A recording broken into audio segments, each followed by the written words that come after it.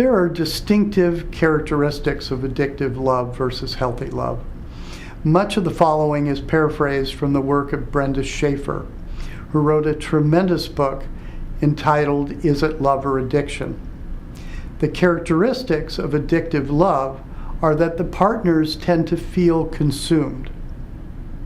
They are consumed with their own neediness, consumed with the idea of the other. That doesn't necessarily occur on a day-to-day basis. Often a person will feel that desperation with the loved object only when there's a threatened breakup. Addicted lovers cannot define ego boundaries. Ego boundaries are where one person ends off and the other one begins. Often partners talk in the plural. We believe this or we believe that, and the other partner might not believe it at all. But it's almost inconceivable to a partner in an addictive relationship to view the other person as being separate and having his or her own opinion. In fact, this is often looked at as a threat to the relationship itself. An addictive couple exhibits sadomasochism, and this does not mean whips and chains, although certainly that can be a part of it and sometimes is. Most often what is seen is one person being in the one-up position and the other person is in the one-down. One specializes in taking in the relationship while the other specializes in giving. These relationships tend to be not only desperate but also very stereotypic and rigid. They limit individuals. There's a tendency to fear letting go and allowing oneself to feel free in the relationship. There is a stilted feeling and too much anxiety in these relationships. Often, the partners fear risk, change, and the unknown for themselves individually and also for the partnership itself. They experience little individual growth. If they observe the other partner growing, for example, going back to school, it is looked at as a direct threat, which points out how crazy these relationships can get.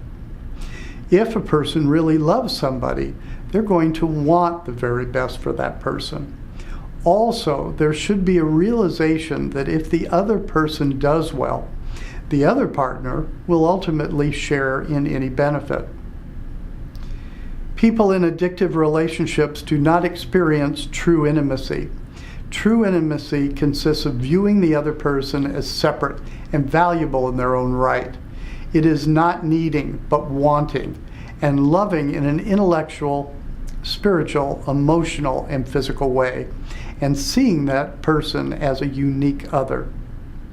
Addictive relationships are the exact opposite of Martin Buber's model of an I-thou relationship. The partners play psychological and power games. They take the mommy or the daddy or the child role, which is again stilted and stereotypic. Very often, there's a giving in the relationship only in order to get something back. These relationships often keep score.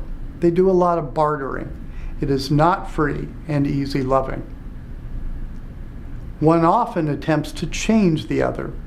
Most people would look at the need for communication skills as an understandable, normal, and essential part of the relationship. To ask a partner to learn communication skills is a perfectly legitimate request. Hopefully they will want to, but if they don't, that other partner must realize that they don't have a right to expect it, and they shouldn't try and coerce their partner into making the change or really any change that they want. They might have to leave the relationship if the partner doesn't want to improve in this area, but not use this as a manipulative ploy. Love addicts need the other to feel complete.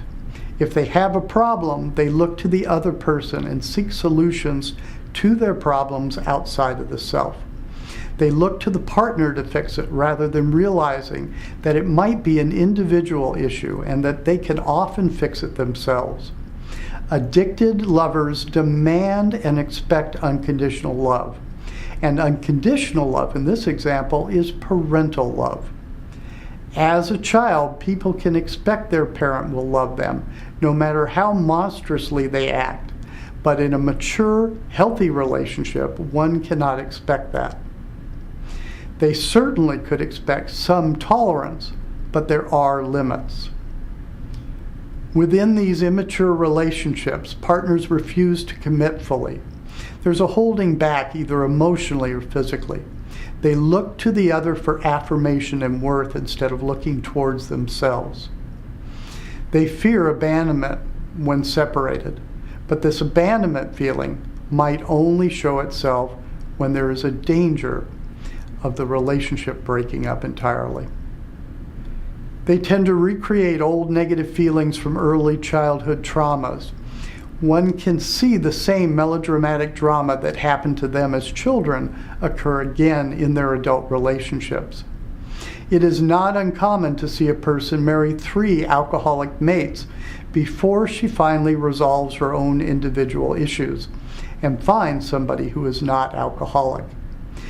It is no coincidence that her father was alcoholic and she had radar for that type of partner. It's a blind spot.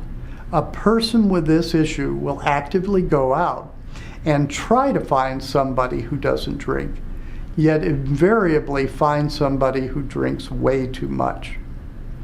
These people desire yet fear closeness. They want it and don't want it. There is a real ambivalence with these kinds of relationships. The addicted person attempts to take care of the other person's feelings, which is codependence, rather than just taking care of their own feelings and helping when it's appropriate. They play power games, one up and one down, giver and taker. These relationships are desperate. They are histrionic and melodramatic, and they are about self-love. They are not about the action of love. Rather, they are about the feeling of being in love. They are not calm and full. Calm and full is a characteristic of a healthy relationship. And the characteristics for healthy relationships are almost exactly the opposite of the addictive ones.